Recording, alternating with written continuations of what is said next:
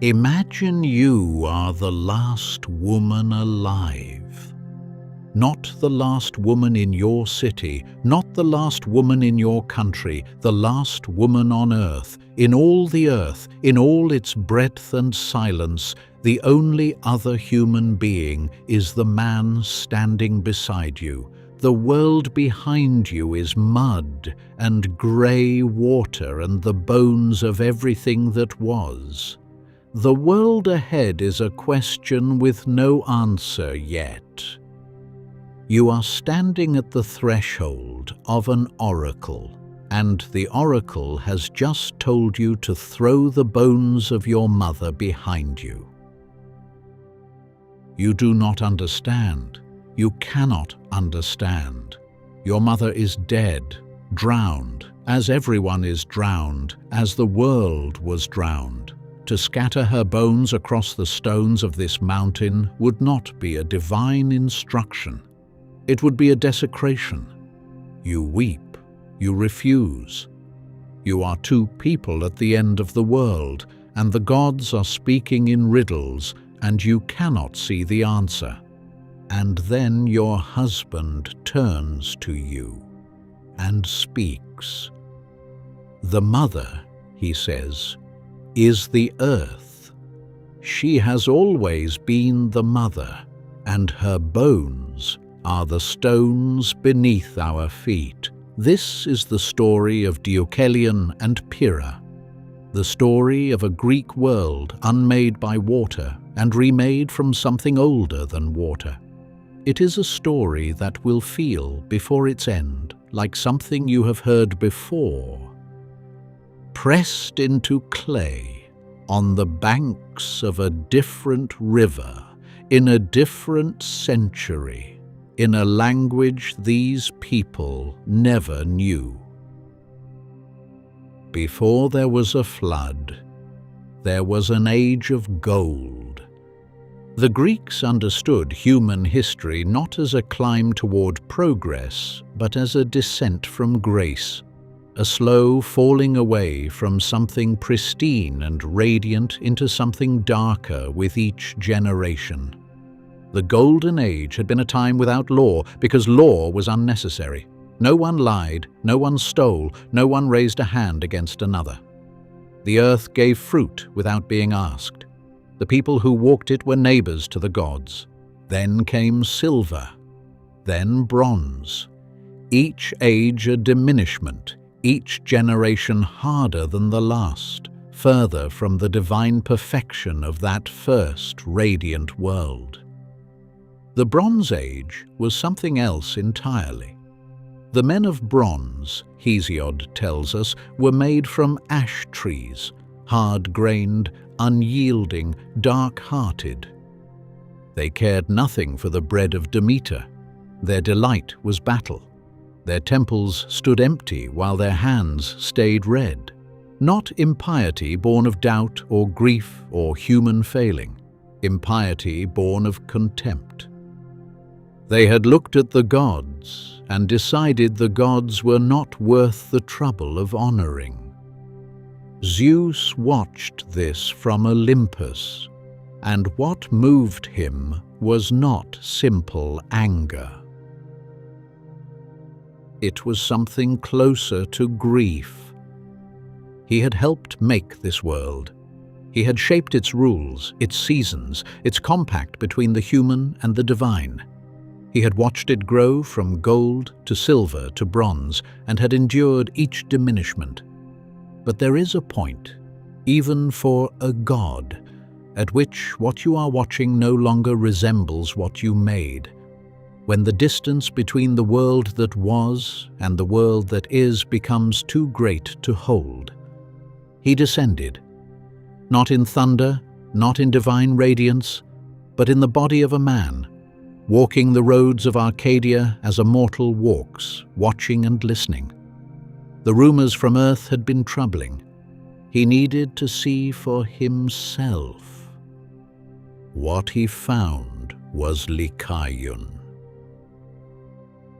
Deucalion was king of Arcadia, a man who prided himself on his cunning, who had heard that a god was walking his roads and wished to test the claim. He invited the wanderer to his table, and when the guest sat down, Deucalion served him meat. Human meat, the flesh of a hostage taken from the Molossians, butchered and dressed, and laid before a god to see what a god would do.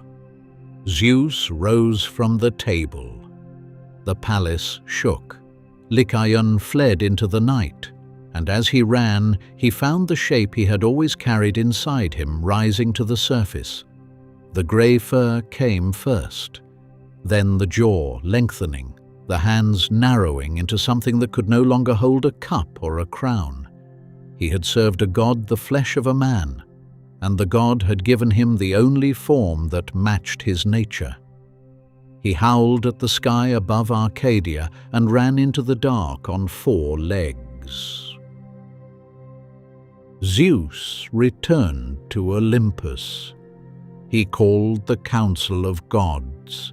The Olympians gathered in the vast hall, anxious, watchful, already sensing what was coming.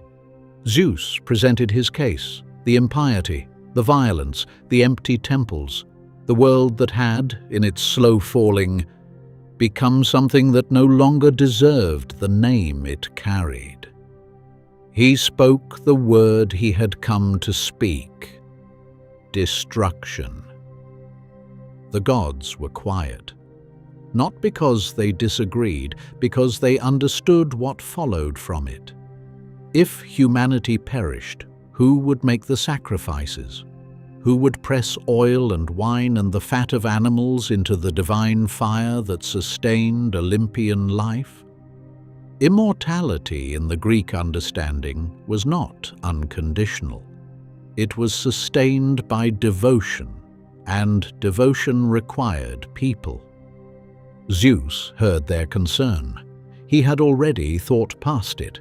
A new humanity would arise from the ruins of the old, better than bronze, worthy of the world that waited on the far side of the water. The gods would not starve. The decision was made. But knowledge travels by strange roads, and among the Titans who had stood at the edge of creation was one named Prometheus, whose name means forethought, whose gift to humanity had been fire stolen from the hearth of the gods, and whose love for the mortals he had championed had already cost him more than a god should bear. He was not present at the council, but what was coming could not be hidden from the Titan of foresight. He had a son, Deucalion, who had grown up in his father's shadow, knowing something of what it meant to be caught between the divine and the human, who had watched the bronze world darken around him and chosen, in that darkness, to go on honoring the gods anyway. Not because it was easy, because it was right. He was, in the Bronze Age, the last man who still lived as though the Golden Age had meant something. He was married to Pyrrha, daughter of Epimetheus, Prometheus's brother, whose name means afterthought. Pandora was her mother. She had grown up in a household built from the gap between foresight and its absence. She was, in her own right, a woman of exceptional piety. The last 2 people worth saving had, by some grace of the world, found each other. Prometheus came to his son. He did not describe what was coming in detail. He did not need to. He told Deucalion to build a chest, sealed against water, large enough for provisions to sustain them across many days. No animals, no craftsmen, no detailed specifications pressed into wet clay. Just 2 people and enough to survive on, sealed inside wood and hope, waiting for whatever the gods decided to do. This is not Utnapishtim's perfect cube. The Greek tradition gives us no measurements, no 7 decks, no army of workers pouring wine as the hull rises from the frame. The chest of Deucalion is simpler, quieter, the vessel of a tradition that was not perhaps so intimate with catastrophic flooding, but that understood well enough the principle of it. The chosen man, the sealed container, the waiting. Zeus opened the sky, not simply rain. The full machinery of Greek cosmic destruction unleashed at once. Notice, the south wind, warm and rain-heavy, was set free across the earth. He called to the clouds, and they answered. He called to his father Poseidon, and Poseidon struck the earth with his trident, until the ground trembled and the sea began to move. The rivers threw off their banks. The rain fell in sheets so dense the air and water became a single thing. Ovid, writing in Latin many centuries after the earliest Greek traditions he was drawing from, gives us an account of this flood that has never been surpassed for sheer atmospheric power. Dolphins moved through oak forests. Sea creatures drifted over submerged farmland, their fins brushing the tops of buried barns. A wolf swam among sheep in the brown water, and neither bothered the other, because the instincts of the old world had been dissolved. A lion tumbled past in the current. An eagle beat against the air, looking for land that no longer existed. The natural order utterly inverted. The categories by which the living world made sense, prey and predator, earth and sea, field and forest, simply gone, replaced by a single category: water. 9 days and 9 nights the flood lasted. Every peak in the world was swallowed except the highest. The cities of the Bronze Age returned to the silt they had been built on. The temples stood empty as the gods had always feared they would.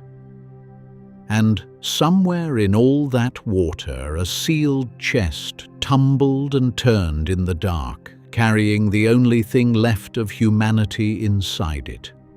2 people. Nothing else. On the 10th day, the waters began to fall. The chest came to rest on a mountain, Parnassus in most traditions, Othrys in others. The sources differ, and the mountain shifts depending on who is telling it, but the act is the same. The wood touched stone. The motion stopped. Deucalion opened the chest and looked out at the world. Mud. Grey light. Silence so complete it had a texture. He stepped out onto the slope of the mountain. He helped Pyrrha out beside him. They stood together and looked at a world that had been scoured of everything they had known. No smoke on any horizon, no voices, no movement. Just the slow retreat of the water and the vast, indifferent silence of an earth that had been emptied. The first thing Deucalion did was build a fire. He piled wood and offered sacrifice, resins and grain, and whatever they had brought sealed in the chest. The smoke rose from the slope of the mountain into the pale sky. And Zeus, who had watched this world unmade and made the order to unmake it, looked down and saw a man standing at the edge of everything, offering gratitude. Here is where the listener who has followed this series from its beginning should feel something settle into place. A man alone on a mountain after the flood.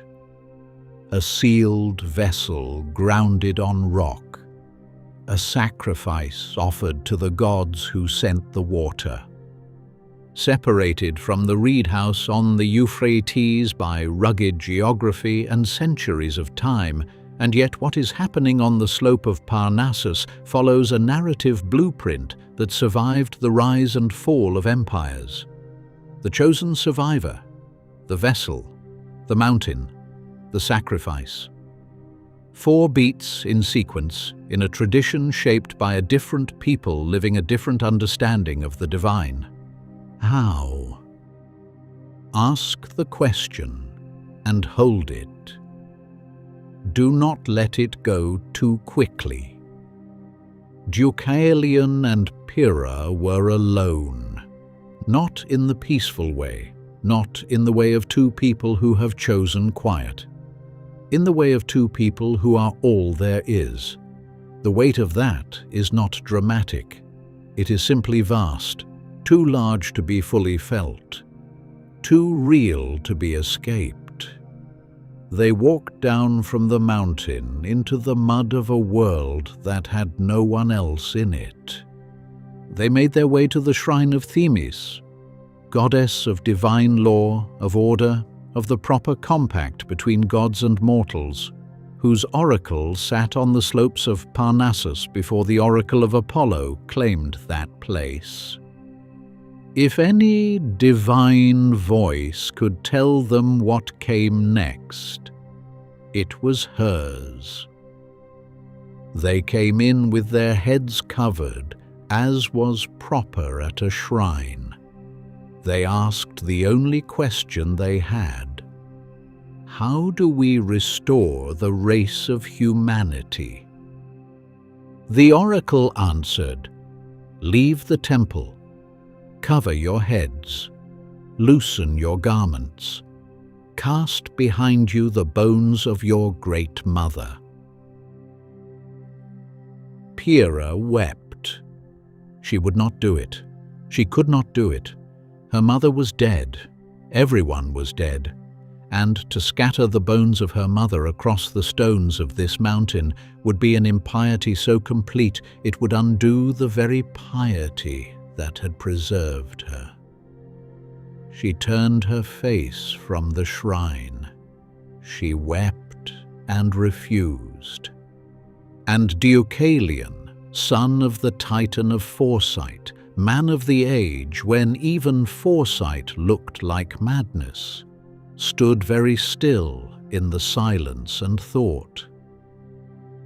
The great mother, not his mother, not her mother, the great mother, the oldest mother, the mother of all things that lived and breathed and pressed their weight into the earth, Gaia, and her bones, not human bones, not the bones of the dead, but the bones of the earth itself, the stones, the rocks pressing through the mud on this scoured, silent mountain, the skeleton of the world lying just beneath the surface, as it had always lain.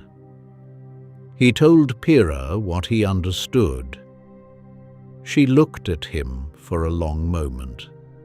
Then she bent and took a stone from the ground. They walked away from the shrine together. They loosed their garments as the oracle had said. They covered their heads. And without looking behind them, they cast stones over their shoulders, Deucalion's stones falling to the earth behind him, Pyrrha's beside his. The stones struck the ground, and the ground gave something back. Not at once, not in a flash of divine radiance. Slowly, the way a living thing comes back to life after cold, the way warmth returns to something that has been held in ice. The rough edges of the stones softened. The grey surfaces changed in colour, took on something that was not quite grey and not quite the colour of skin, but becoming it. The shapes grew, elongated, took on the lineaments of faces and shoulders and hands. The hardness of stone became something that could bend. The stone's Deucalion caste became men.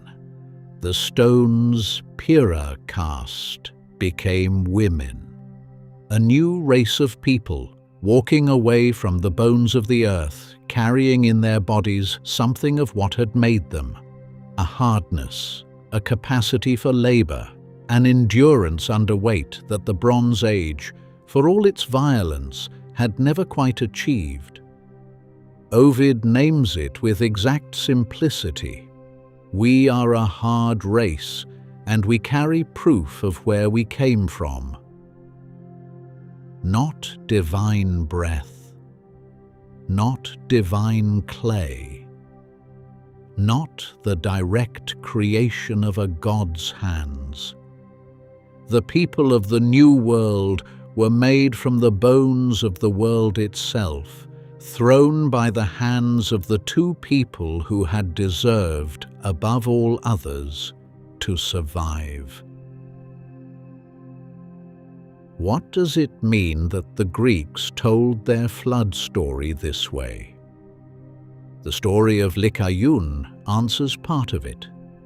In the Mesopotamian tradition, the flood comes because humanity is too loud, too numerous, too vital, too unceasing in the ordinary noise of being alive. There is something almost absurd in it, something that places the gods at an uncomfortable remove from the suffering they cause. But in the Greek tradition, the flood comes because a king served a god human flesh at his own table. The impiety is specific. The response is proportionate. The gods of Greece are not indifferent to human wickedness. They are reactive to it. Humanity's behavior calls the flood down. Humanity's virtue, Deucalion's particular obstinate Bronze Age virtue, is the reason it stops. There is something in that the Greeks valued deeply. The idea that the divine and the human are in genuine relationship, that the gods watch, that conduct matters, that piety is not merely ritual, but a form of moral argument addressed to the heavens. And the stone people confirm something else. The new humanity does not emerge from divine perfection. It emerges from survival. It is shaped by what it had to endure to exist at all.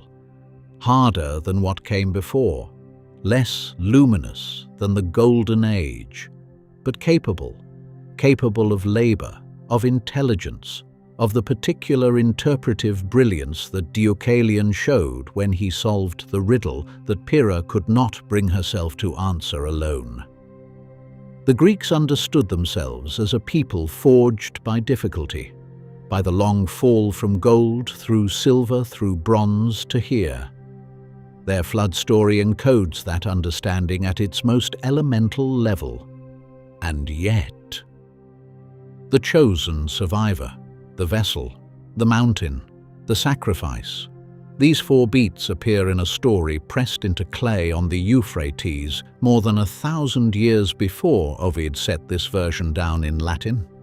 Two traditions separated by rugged geography and centuries of time, sharing a narrative blueprint that survived the rise and fall of empires between them. We know that the ancient world was not sealed off from itself.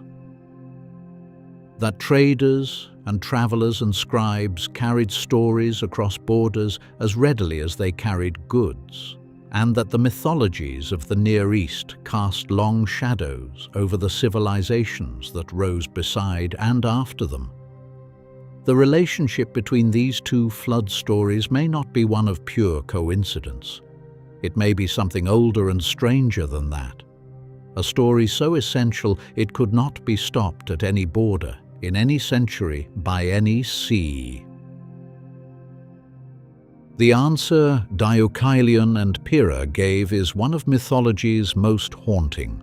We are still here because two people bent down and picked up stones from the bones of the earth and believed, without certainty, with nothing but the leap of interpretation between them and the void, that this was the right thing to do. Somewhere to the east, further than the Greeks sailed, and older than the oldest tradition they knew, a man is standing at the bank of a river. He dips his hands into the water to wash them, and in his cupped palms something small and silver is speaking.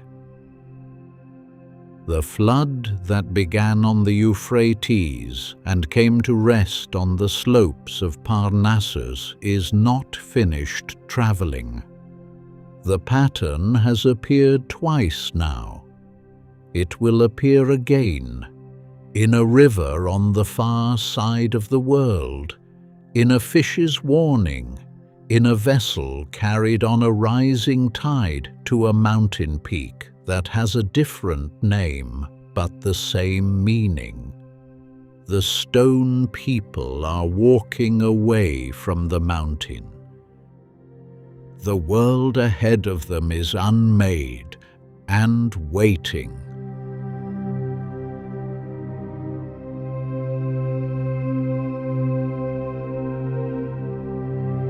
This chapter of this legend has been told. Subscribe and return to Aeonkeep. More legends await.